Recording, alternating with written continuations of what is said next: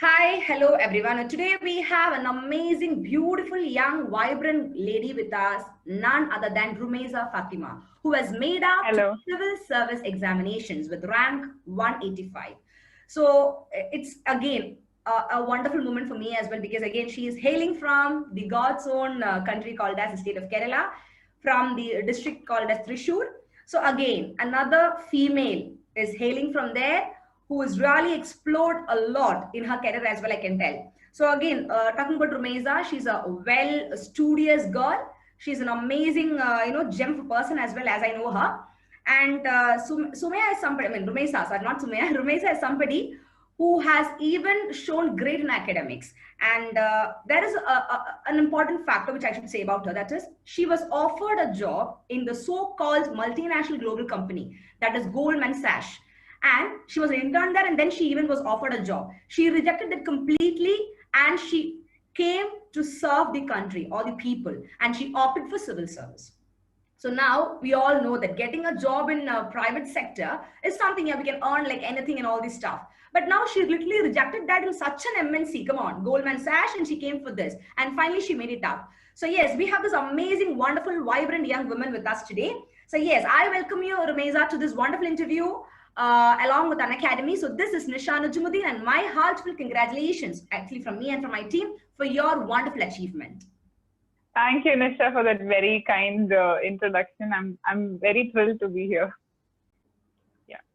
So yeah, it's been a great journey so far. I mean, the days of waiting and anxiety is finally over, and there's, as you can call it, there's light at the end of the tunnel kind of moment for me right now. My parents are thrilled. I come from a very small town called Guruvayur, and literally nobody has in recent history nobody has cleared the exam, and the people here, the community, all the cultural groups, everybody is super thrilled, and they've been showering me with so much love. I'm floored by all that they're doing to me right now. So it's a great place to be in currently. Wonderful. So I can understand the happiness you have within yourself because it's not you just who won the examination, but then you literally made your family, your community, in fact, our community, I should say our community because I also belong to the same community. So are proud because breaking the stereotype, breaking the barrier, coming out of the shell is the difficult task. So literally you are one such example, hailing from such a community, such a background, and you have broken the glass ceilings and you're flying out in colors. And one such example is this examination which you cleared. So yes, Rumeza, so moving on to the questions which I've set for you, it's not any kind of big questions, but very simple yet enthusiastic questions. So civil service, we all know it's a long journey, right? So now the strategies each and everyone follow is different. So some people prefer for the coaching classes, some people prefer self-studies, etc., etc. So now apart from all these, though you go to coachings or whatever, there is something called as self-study. There is something called as Yeah. putting your heart and soul.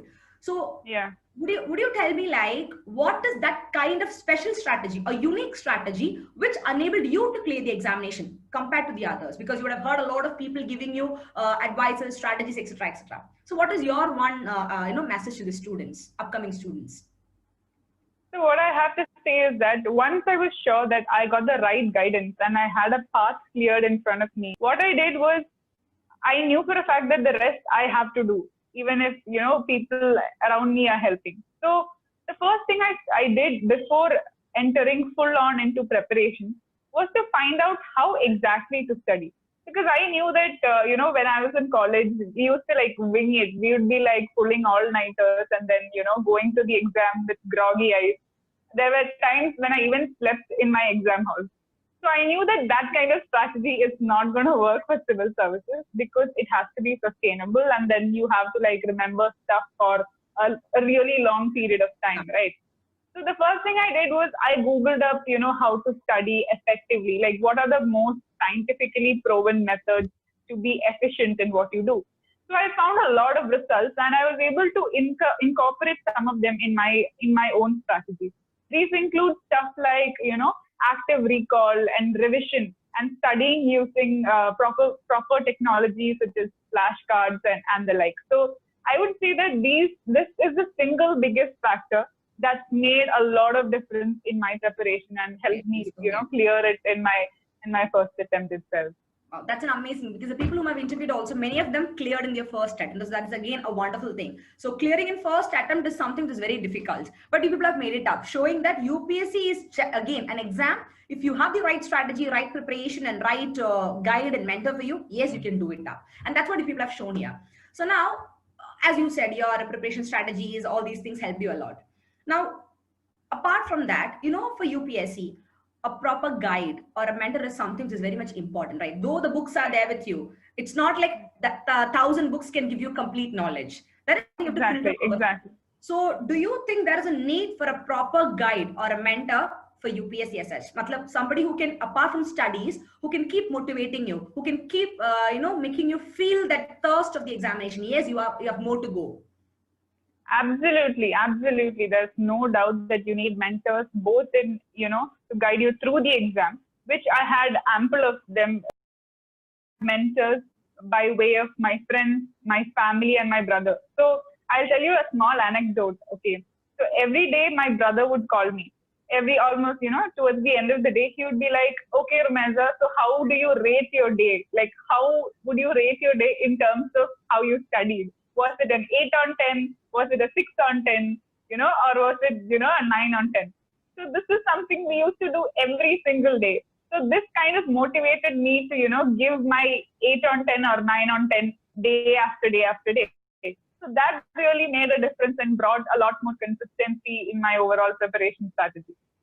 Okay, you literally gave priority for each and every day. Matlab, every day was like a new beginning, and that new beginning will have a fulfilled purpose. So that's a wonderful strategy you followed. I'm happy to know that, Rumeza. And yes, I can see that's why you are flying out in colors now.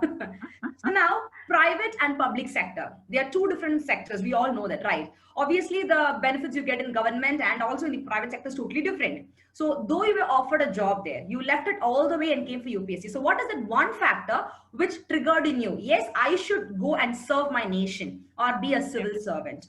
What is that one factor which motivated or which kindled in you to become a civil service officer? So I was in my second year when I got selected for doing an internship at the reputed Goldman Sachs, which is an American MNC. They had amazing pay for an intern. And then after the end of the internship, I was offered. But I realized that with the job I did there, it was actually related to private wealth management as an individual. So when I sat back and looked back, I realized that this is not really something that that kind of struck a chord with me. And it did not bring this kind of social change, which I was so vocal about when I was in my college, when I talked to my friends, and we talk about issues that are plaguing us, and we talk about issues about women and global poverty and the like. So I thought that even though I'm extremely thankful for the company for giving me all the exposure and all the experience and meeting some amazing people, I realized that at the end of the day, my true calling lied in social services and being with the Indian civil service. So I decided to take the plunge and not take up the offer that they offered me. Okay, that's amazing. So again, that not everybody does this. Very few people, because at the end of the day, it's said that the world runs in money. People say that to choose between money and power, it's very difficult, because some people say choose power because they think that yes, through power you can earn money and you can make a great difference, because money alone cannot give you everything. That is always there. So that's an amazing, again, an inspiring thing which I got from you. So now, talking about the UPSC strategy preparation on, I know that you hail from economics background. Again, the same background where I belong to, and because I'm also an economics and current affairs faculty as well. So now I know it's a wonderful subject. In fact, it has a lot more things to do. So probably your options was also economics, right? Yes, it was. Yeah.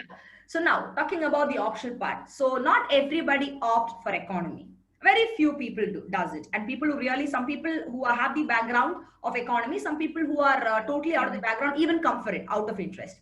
So what is your strategy, or what did you feel when you took economy as an optional? Did it really help you to crack the examination? Yes. So to be very, very honest, I doubted myself a lot when I took up economics. A lot of people said, no, don't go for it. It's very tough. There is literally no people to help you. There were, especially from where I come from, there were no teachers, no institutes that offered coaching, no test series whatsoever.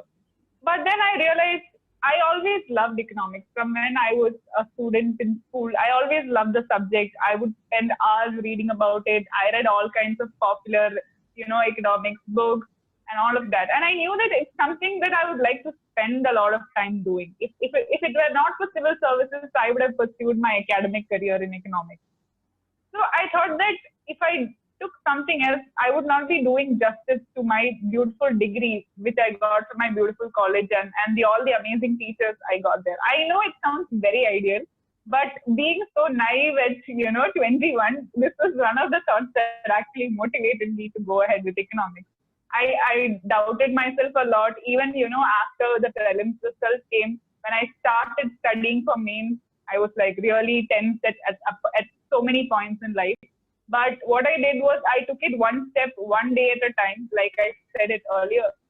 Slowly by slowly, I made, I was able to go and write the exam with about 70% confidence. And thankfully, on the day of the exam, I found that on paper one, which is the technical aspect of economics, I found that they had a lot of questions which I had prepared from. So I felt really thankful and happy while writing the exam. And I would say it was the first time, in all of mains that I had that kind of a feeling while writing. That josh and that happiness while writing it. Amazing. That will even while writing it. Yeah, exactly. Yes. It's an amazing thing to know, because many students who take optional as economy, they do come and tell me, ma'am, we are really a little skeptical to go with this, but what is your take on this? So again, even I, during my preparation and even for my Indian economic service, I say economics is a wonderful subject, probably because I'm doing PhD in that or whatever. So, but people from that, not from that background, still they're a little skeptical. But I do tell them it's an amazing subject if you really work on it. It is nothing out of the box or anything. It is about connecting to a practical life by understanding the concepts. A very simple stuff. So now, since you are another example, taking economy optional, you've made it up. So that's another kudos to you, Rumeza. I'm so happy. Thank you. Thank you so much. It's even a proud moment for me to say that, see, come on, so many people have got the service through economics. And that even when you told me that while writing the exam, you felt so happy. I'm hearing somebody for the first time telling me that while writing the exam, I love the subject. Oh my goodness, what is that? Amazing, Rumeza. So these are very simple little things which we, really enjoy from our heart, right? Yeah. So now in your journey, exactly. So in your journey, you know that when you thought of becoming a civil servant, you have your prelims, your mains, and of course the interview. There are 3 stages. So for the prelims, it is a multiple choice questions where, again, you have no option like your mains to write. Either 1 or 2. That's all. That's all. So now, what is the strategy or what did you really do to crack the prelims examination? Because it's not an easy task. I know that. Yes, it is. That one. I would say. Yeah, please. I would say prelims was one of the toughest parts for me as far as I was concerned, because initially when I started taking the test series at my institute, I found that I scored 50, 60 points, 50, 60 marks as I started. But slowly and gradually, I made it a point to improve after every exam possible. They helped me a lot with a lot of tricks that you can use with which to solve prelims, such as the method of elimination and guessing with an educated guess. How can you cross out some options from the answers? And then most importantly, I would say that, my mentors gave me the confidence to take risks, because I was a very risk-averse person, which made me, at the end of the day, attempt a very, very low number of questions in total. With that, Rumeza, listen, you do have a very broad and good knowledge base. So this is the point where which you should start taking risks and, make educated guesses to crack prelims. So that gave me the boost of confidence. And I attempted almost 90 plus questions on my actual prelims for GS1. And I think that sort of did it for me. Helped you a lot. Wonderful. So now another quality which you got from UPSC is that somebody is risk averse, was going for risk. Come on, that's an amazing quality, because accepting challenges and taking risk is not for everybody. So once you're ready for that, come on, that shows that you are ready to overcome all the challenges, because it is said that confidence is not knowing all the questions or answers. It is about when you start, questioning why you didn't know that, and then that particular answer, and now you're going and finding it out. That's a real confidence, right? If you know everything, that is not confidence. When you make mistakes, that's the whole point. So that's what I got from you again. So now again, prelims is wonderful. So now you came to your next stage, that is mains, which is again the written part. So now there is something called as critical analysis, then some keywords factors, right? In your examination. Yeah. So now, do you really think that for mains examination, having a vast knowledge is important, or to the point knowledge is required? Because many people keep reading a lot of books. So I'll tell you what my philosophy was, right? So I am a person who has read a lot ever since I was a child. But I realized that when you're going into civil service prep, the point is to read to the point and, to be able to recollect how much ever possible. So I would say that in all of my life, the least number of extra books I read was during my 2 years of preparation for civil services. So my philosophy is that less is more. Less is always more. That is, the less you study, the more you remember, and the more you can reproduce in your paper. So my philosophy was always to refer and go back to the same sources I did time and again, instead of referring to multiple sources regarding the same topic. It will give you a false sense of feeling that acha, I have looked at so many sources, so I will potentially remember all of them. But you can never be more wrong. Yeah, that's a wrong conception. Wonderful. Yeah. So what I did was, I realized this from very early on. So what I did is, I took simple sources for each and every topic possible, even if it is economics or polity. I took simple. I just stuck to Lakshmikant and then went back to it multiple times, maybe 10, 15 times. Lakshmikant is the god of polity for polity books. For economics also, yeah. For economy, which one you suggest actually? Don't tell me the normal names. So to be honest, I didn't, prepare for GS3 per se, because I was already doing my optional, right? So I would tell you what my optional books were.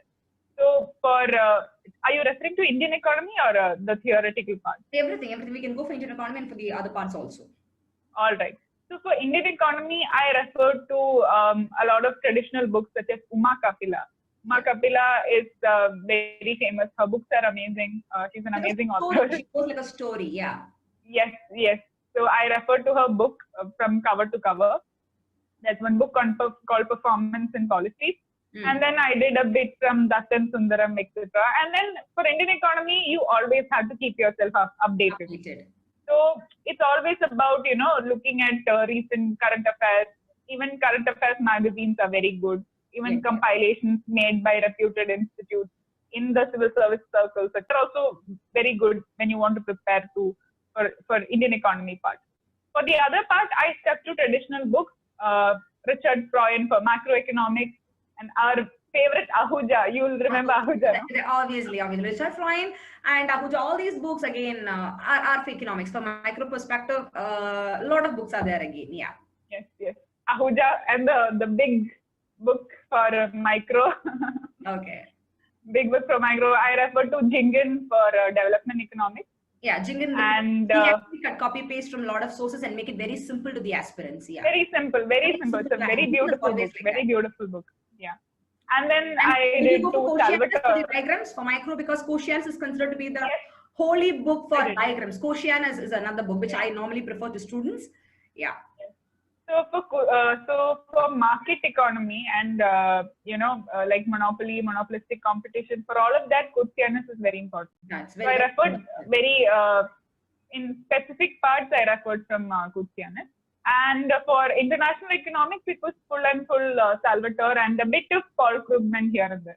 Salvatore is always, again, just like how you said for Lakshmikant polity, again, for international economics, Salvatore, amazing. Salvatore. Also, so that is something which is an Appliad. Appliad is actually an amazing book, but not everybody can study from that because it's not very high language. Yeah, it's not that simplified. So Salvatore Appliad, I actually did it from my college, so I referred to it every now and then. I know, because again, you're from Stella Maris, so definitely they'll make you study everything like that in Chennai, right? I know the college has its standard anyways. So happy to know your sources and happy to know that you have really taken or selected books based on topics. It's not like you relied on one particular book. It's like each topic, which book is better, which is simplified. So that's an amazing strategy from you, Rumeza, which is even the right strategy, I'll say, because as a teacher, even I really refer my students the same thing. So you were on the right track, in fact. So now, apart from all this, now comes your interview. I know that interview is something where we have to be very much, what to say, very much, we have to be very confident. We have to really think and say. We cannot just say what we want, because it's the most important part, right? So because many people miss out there only. So for interview, since you're from economy background, definitely the interview panel, they will not come and ask you regarding the theories of economy or anything as such. So because some people have a conception that if they are from one particular background, they will get theoretical questions from there, but they do not understand that interview panel always tests you with what you talk and from what background you hail. So what was your experience in interview?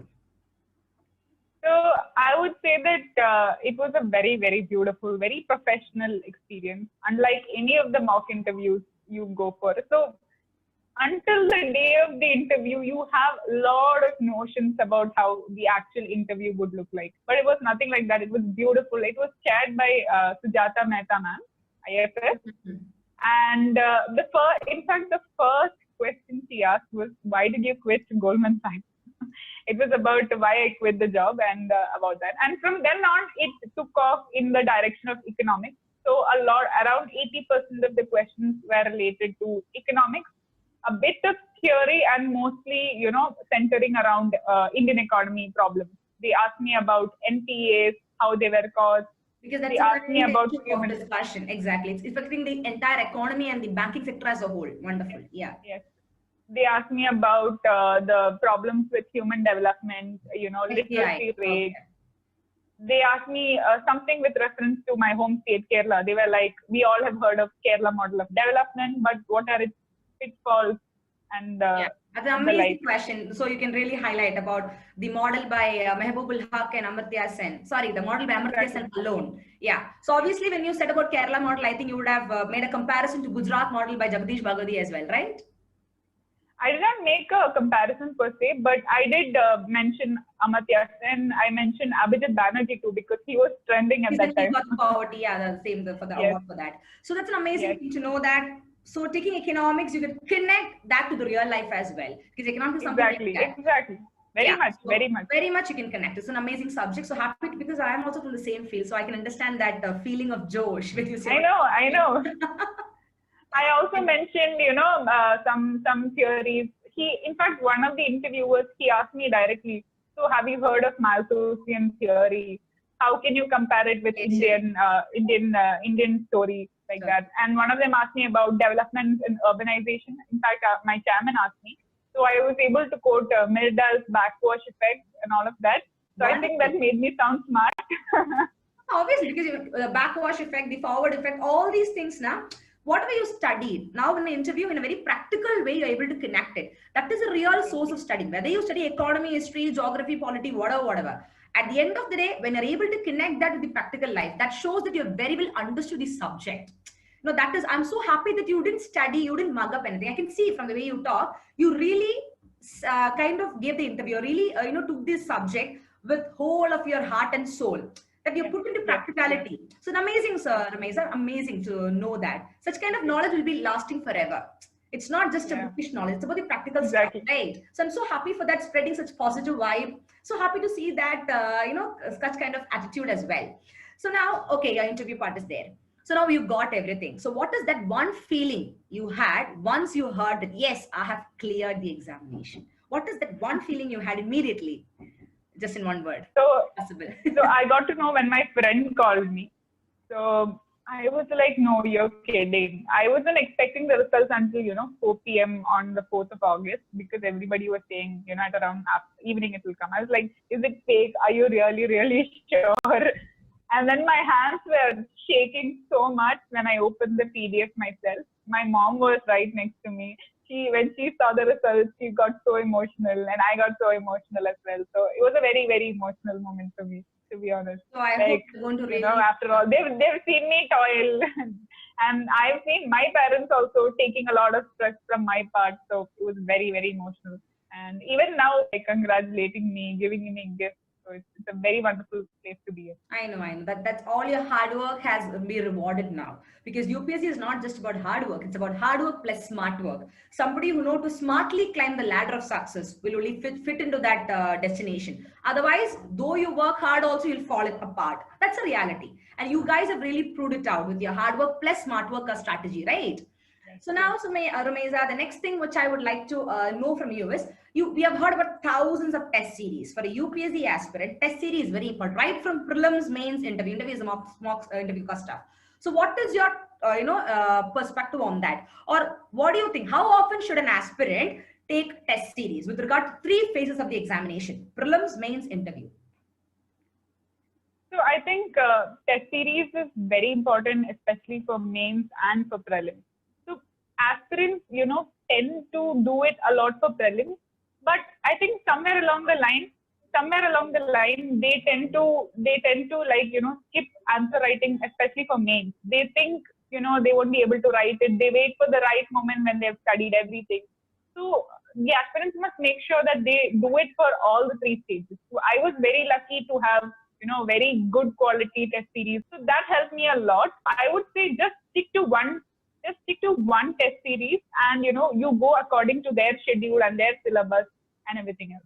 You can, that consistency will enable you to improve, right? Yes. So it's indeed a great pleasure to know so many things from you, from this beautiful, young, vibrant female who is right in front of me.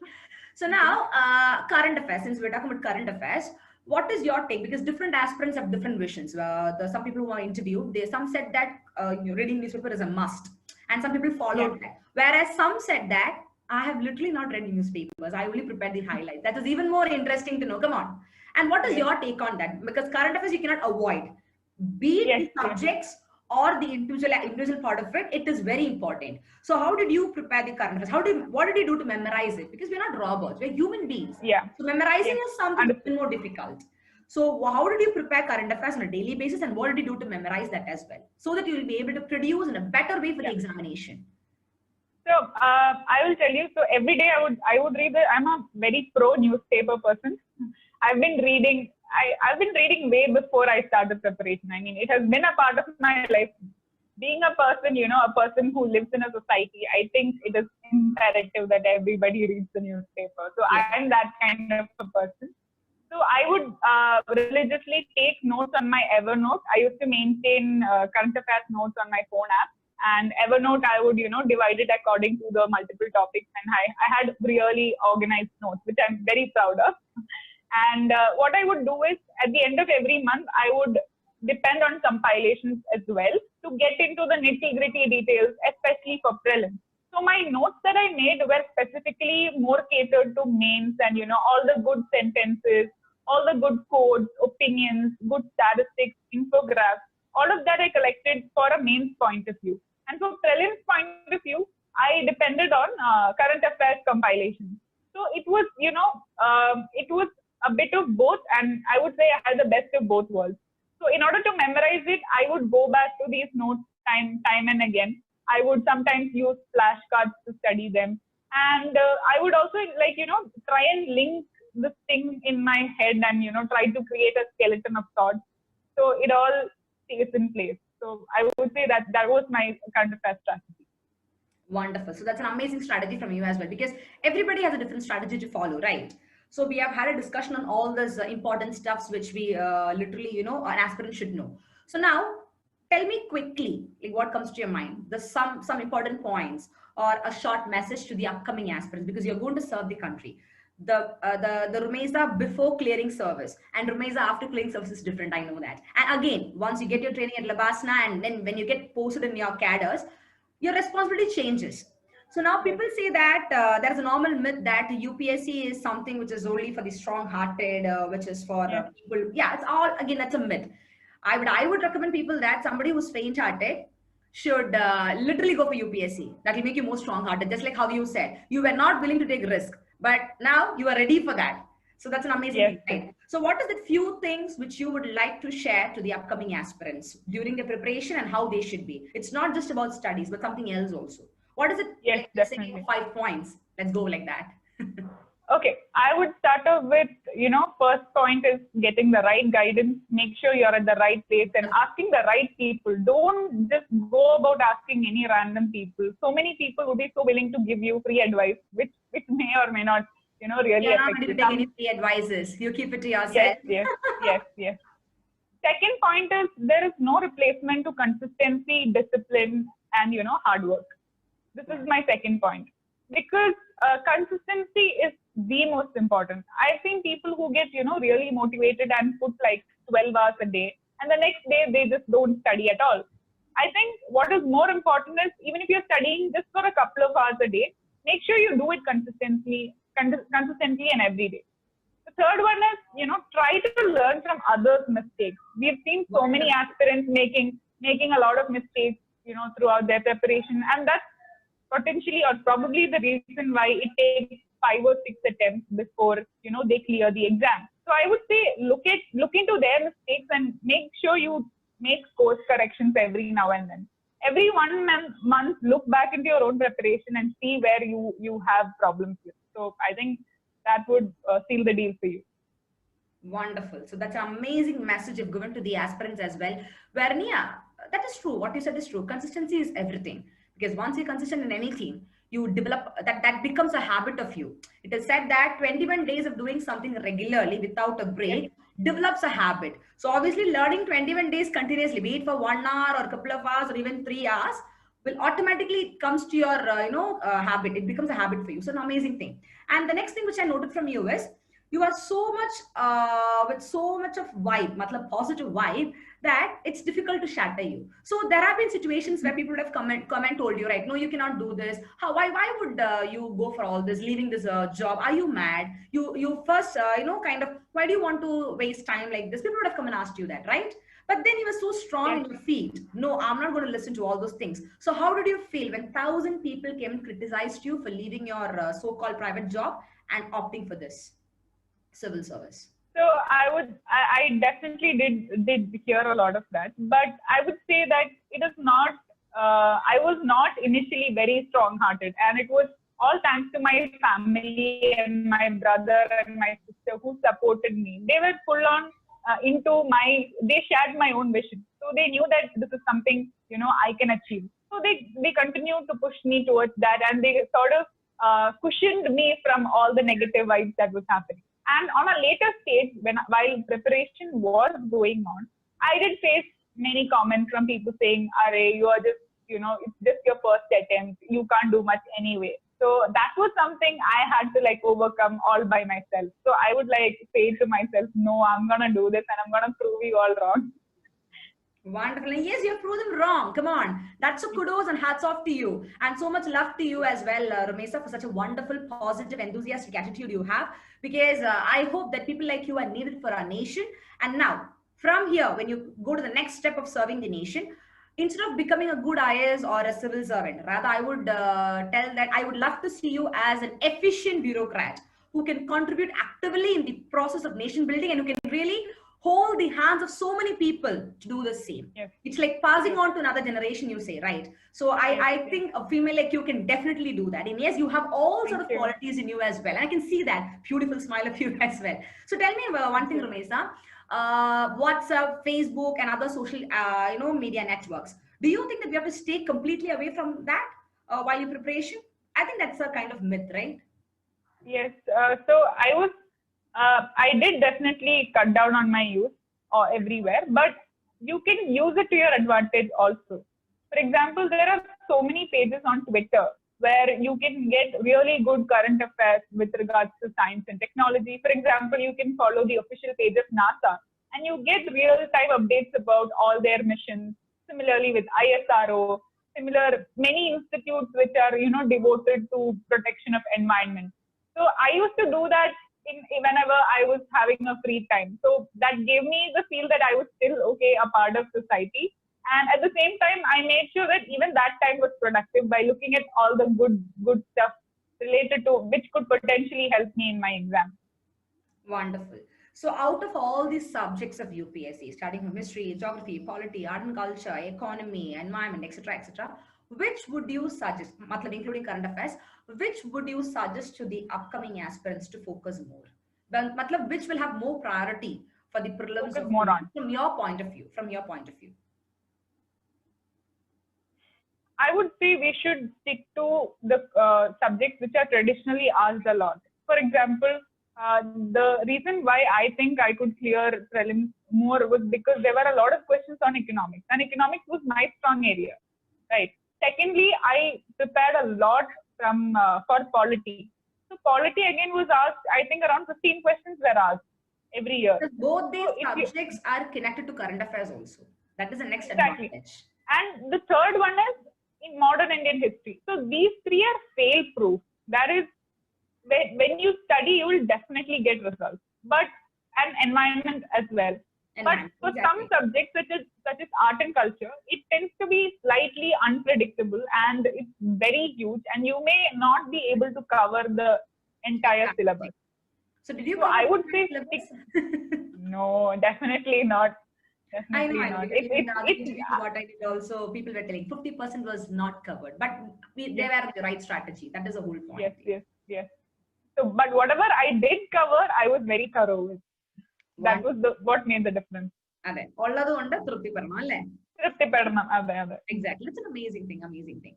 So standing in this, limelight of getting a lot of applauses from people across the globe, I know it's a proud moment for you. So it was great having you on board, Rumeza, Fathima, who is Air 185 with us, that is with me as well as Unacademy. And thank you so much for giving such an amazing interview. And this interview is something like, I think I got to know more about you. It's not just a strategy sharing, but as a person, you could share your viewpoints and which, come on, the aspirants or the audience, when they're seeing that, they'll understand. It's not just about books or about strategies or about PDF. It's about something else. Everybody is different, right? Everybody has a different strategy. See, you may prefer to study at night. I may prefer to study in the morning hours. So now it's about how we are putting that into proper place, what matters a lot. Thank you so much, Rumeza, for coming with us. And I think such an amazing person you are, and you have way more to go. Come on, keep going, and I should come on, see you in even more greater heights. And I'll be proud to say that, come on, she's my junior as well, because she's again from economy. Anna? Yes. And I know you'll do great. You'll do great in your postings. May God bless you with all the from your heart, all the wishes for you. And me and my team at Unacademy is so privileged to have you on board for this amazing conversation and interview with you. So thank you so much, Rumeza, for coming with us. Thank you so much. Wonderful message. Hoping to see you rocking and contributing great towards the pro India. So Jai Hind and Jai Bharat. Bye. Jai Hind.